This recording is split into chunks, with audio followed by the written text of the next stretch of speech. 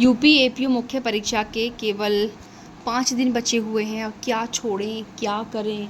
तो देखिए, मैं यहाँ पर आप लोगों से कहूँगी कि जो चीज़ें आपके हाथ में है, जिनसे हमें पता है कि इनसे घुमा के फिरा के कैसे भी सही बट एग्ज़ाम इसी के अंदर से आएगा, उनको आप लोग ज़्यादा वक्त दें।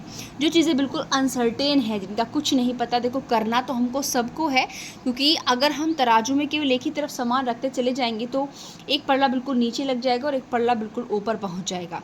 तो हमको अगर उसको सही तरीके से मेंटेन करना है तो बैलेंस बनाना होगा। हल्का फुल्का ऊपर नीचे चल जाएगा, लेकिन यह है कि जो चीज़ आपके हाथ में है आप उसको ना छोड़ें, ताकि आप उसमें इतना वेटेज कर ले ताकि दूसरे का वो बैलेंस बना ले। समझ रहे हैं ना आप लोग? उसी तरीके से आपको यहाँ पर भी करना है। मैं काफ़ी एक्ट आपको पहले बता चुकी हूँ कि आपको कैसे कैसे तैयार करने हैं, और आज यहाँ पर जो मैंने आपको बताने वाली हूँ वो है the Uttar Pradesh gangster and anti social activities prevention act 1986। ध्यान से सुनिएगा आखिर तक वीडियो। पहले अगर आप हमारे YouTube चैनल पर जाकर देखेंगे तो मैंने आपको पोक्सो, आर्म्स एक्ट, गुंडा एक्ट और आपका लोक संपत्ति निवारण अधिनियम, ये काफ़ी एक्टों के बारे में, करप्शन एक्ट के बारे में वीडियोस बनाई हुई हैं। और एक बात कहते हैं कि विश्वास सबसे बड़ी चीज़ होती है। अगर आप विश्वास के साथ कोई काम करते हैं तो हमेशा सफल होता है, पर अगर विश्वास नहीं होता तो बाद में हम लोग को लगता है अच्छा हम अगर कर लेते तो बेटर रहता।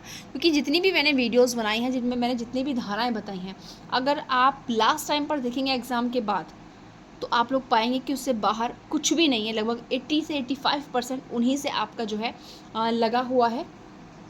क्योंकि अब समय कम है तो उसके चलते हम बहुत ज़्यादा नहीं कर सकते। और एक बात मैं आप लोगों को बताना चाहूँगी कि जीएस भाई 50 नंबर की है, करनी है, अनसर्टेन है, महासागर है, कुछ नहीं पता हमें क्या आने वाला है। इसका मतलब हम छोड़ भी नहीं सकते, लेकिन इसका मतलब यह भी नहीं है कि हम पूरा का पूरा अपना जी जान जीएस में झोंक दें।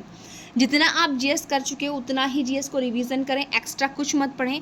हाँ, हम मानते हैं साइंस एंड टेक से आपका आता है, लेकिन केवल साइंस एंड टैग ही आपका पूरा का पूरा जीएस में नहीं घूमेगा, ये भी आप लोग जानते हैं।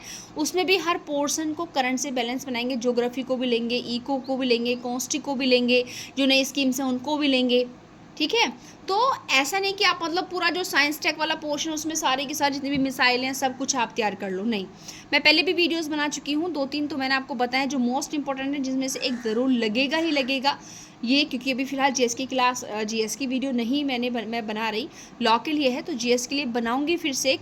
और एक बात याद रखिएगा कि जो टॉपिक्स आपको बताए जाएंगे, याद रखिएगा उन टॉपिक्स में से ज़रूर एंड ज़रूर लगेगा, टिप्पणियों में भी लगेगा और जो लॉन्ग क्वेश्चन आएंगे उनमें भी लगेगा। ठीक है, आइए शुरुआत करते हैं। सबसे पहला एक बात फिर से कहूँगी, आपको इसका उद्देश्य पूरा तैयार करके रखना है अच्छे तरीके से।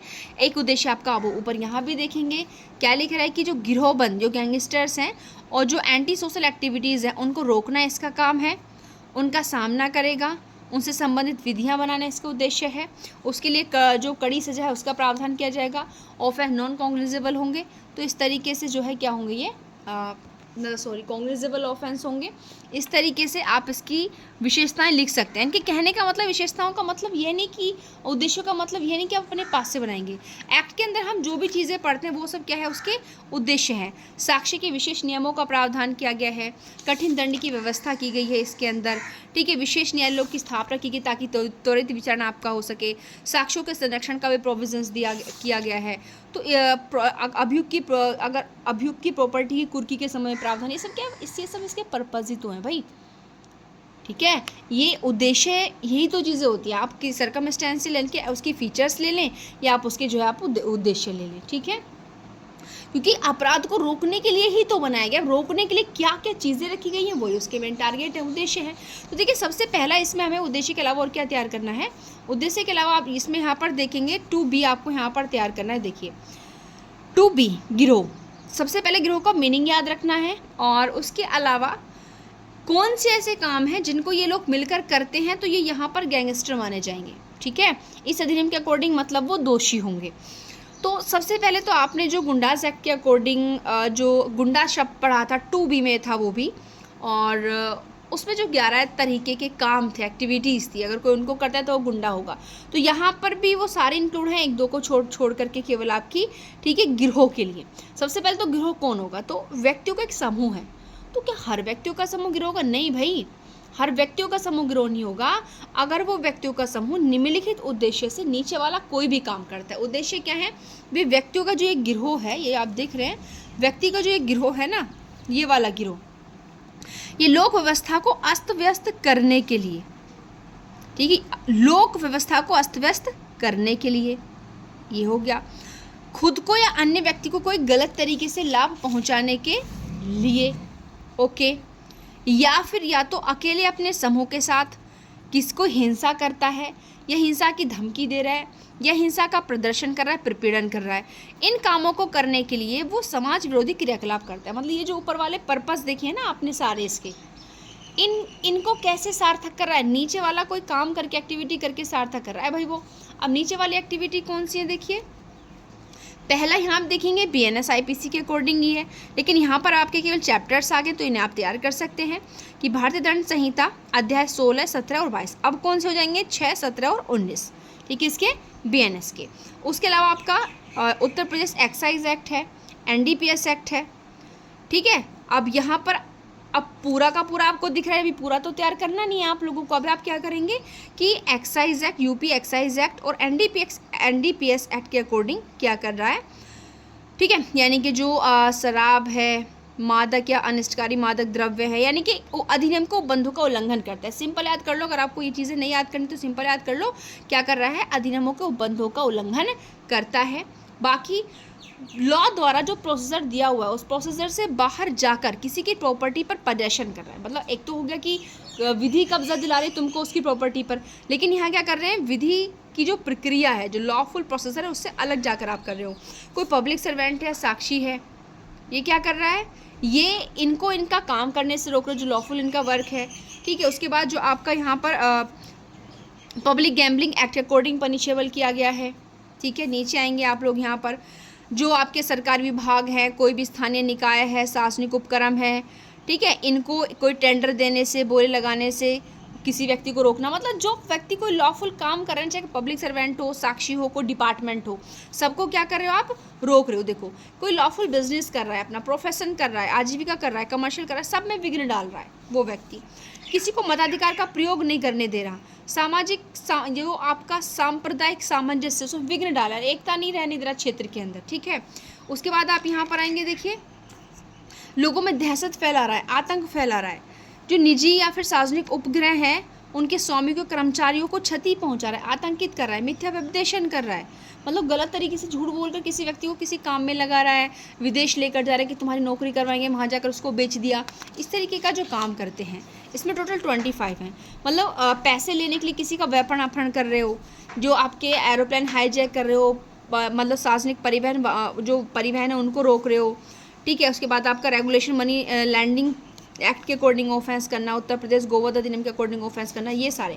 अब आप सोचोगे 25 के 25 कैसे करेंगे? भाई बिल्कुल 25 के 25 याद करने की ज़रूरत नहीं है, मुश्किल से आप इसमें इंपॉर्टेंट 15 याद कर लीजिएगा, जो कि आपके लिए बहुत महत्वपूर्ण है। जैसे ये बाद वाले तो आप बहुत आसानी से याद रख सकते हो। देखियो, फिरौती के पर्पज़ से व्यापार अपहरण करना, ठीक है, UAPA के अकॉर्डिंग कोई ऑफेंस करना, मानव दुर्व्यापार करना, किसके लिए? वाणिज्यिक शोषण के लिए, बंधुआश्रम के लिए, बाल श्रम के लिए, यौन शोषण के लिए, आप ऊपर भी बढ़ चुके थे। बाकी जाली भारतीय करेंसी नोटों का परिचालन करना, नकली दवाओं का उत्पादन करना, आर्म्स एक्ट की इन धाराओं के अकॉर्डिंग ऑफेंस करना, ठीक है, राज्य की सुरक्षा लोक व्यवस्था को खतरे में डालना, ये चीज़ें आप आसानी से कर सकते हो। डिक्टिव नहीं लिखना, मेन उसमें टारगेट किसको बनाया है ये लिखना है, ठीक है।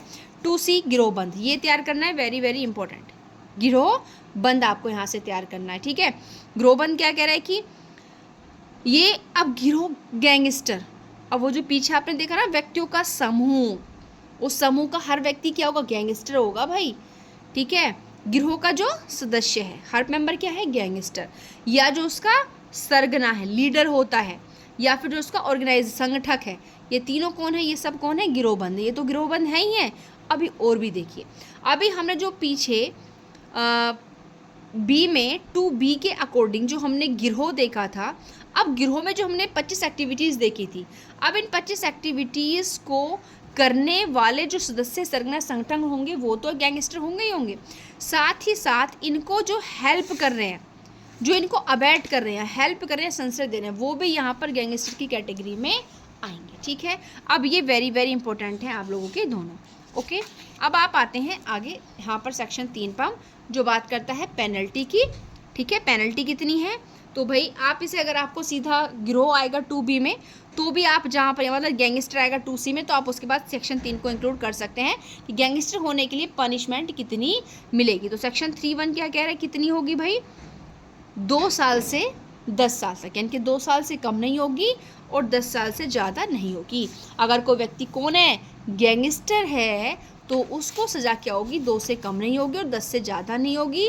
और फाइन कितना है, 5,000 रुपये। तो फाइन तो बहुत कम रखा गया उनके कामों के अकॉर्डिंग। ओके, और अगर वो व्यक्ति जो पब्लिक सर्वेंट्स हैं उनके परिवार के किसी मेंबर को हार्म पहुंचा रहा है, तो फिर यहाँ पर जो है कितनी हो जाएगी, सज़ा कम हो गई है भाई, 3 साल हो जाएगी। ठीक है, 3 से कम नहीं होगी, 5,000 रुपये फाइन है। अब इसमें सबसे इंपॉर्टेंट है जहाँ से आपको प्रॉब्लम बन सकती है 2, क्या 2, कि भाई जहाँ जो पब्लिक सर्वेंट है ना, ये पब्लिक सर्वेंट ये क्या कर रहा है, ये खुद हेल्प पहुँचा रहा है इनको, जो गैंगस्टर्स हैं उनको हेल्प कर रहा है, उनको सपोर्ट कर रहा है, चाहे उस ऑफेंस को करने से पहले या ऑफेंस को करने के बाद। तो यहाँ पर पनिशमेंट कितनी हो जाएगी, 3 साल से 10 साल तक की। समझ रहे हैं आप लोग, तो यहाँ से आपको प्रॉब्लम बन सकती है, ये वेरी वेरी इंपॉर्टेंट है, इसको आप यहाँ से तैयार करें।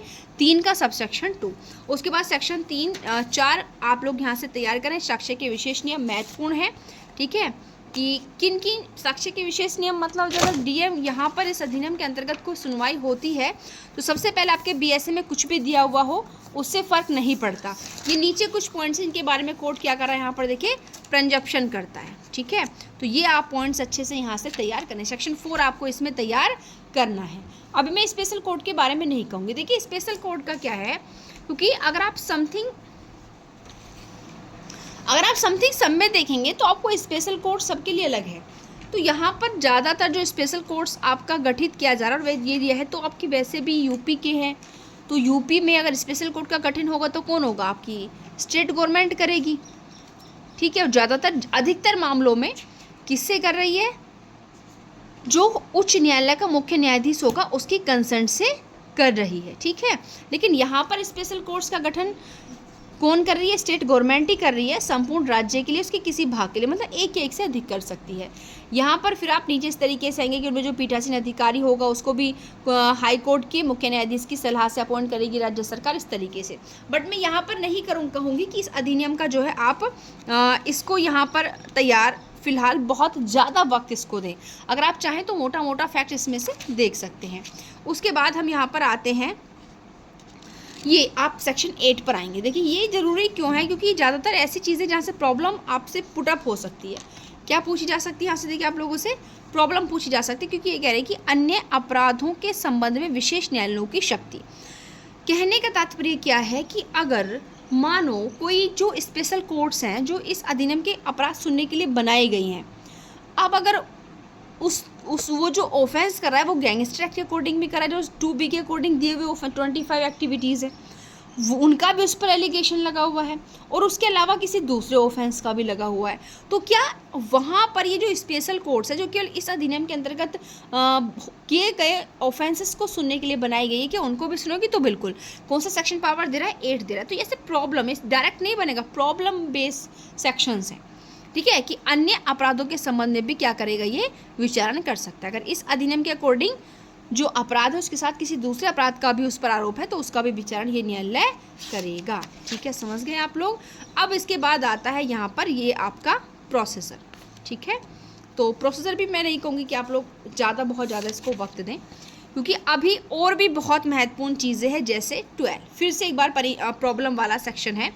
ठीक है, तो हमने पीछे कौन सा बताया आप लोगों को, अभी 8 बताया था। उसमें तो है कि अगर और दूसरे ऑफेंस का अगर उस पर चार्ज लगा हुआ तो वो स्थिति। लेकिन अब 12 ये कह रहा है कि अगर ये बताओ उस व्यक्ति पर 2 कोर्टों में 2 ऑफेंस का ट्रायल चल रहा है, एक तो इसी अधिनियम के अंतर्गत आने वाला अपराध का चल रहा है और एक दूसरे कोर्ट में चल रहा है दूसरे चोरी लूट डकैती को लेकर के। अब मानो दोनों की जो डेट्स होती हैं वो एक दूसरे को क्रॉस कर रही हैं अगर, तो ये बताओ कि सबसे पहले कौन से अपराध का विचारण खत्म होगा, पूर्विकता किसको दी जाएगी, यानी कि प्रेसिडेंस किसको दिया जाएगा। तो सेक्शन 12 कह रहे हैं कि भाई इस अधिनियम के अंतर्गत होने वाले अपराध को दिया जाएगा, बाद वाला जो है तब तक क्या रहेगा, आस्थगित रहेगा विचारण। तो ये याद रखिएगा, ये प्रॉब्लम बेस्ड सेक्शंस हैं आप लोग के 8 भी और 12 भी। अब उसके अलावा यहाँ से अभी आगे और क्या करना है ये बताएंगे नेक्स्ट वीडियो में। तो तब तक के लिए बाय बाय। चैनल को प्लीज़ सब्सक्राइब करें, वीडियो को शेयर करें और लास्ट तक देखना बिल्कुल ना भूलें।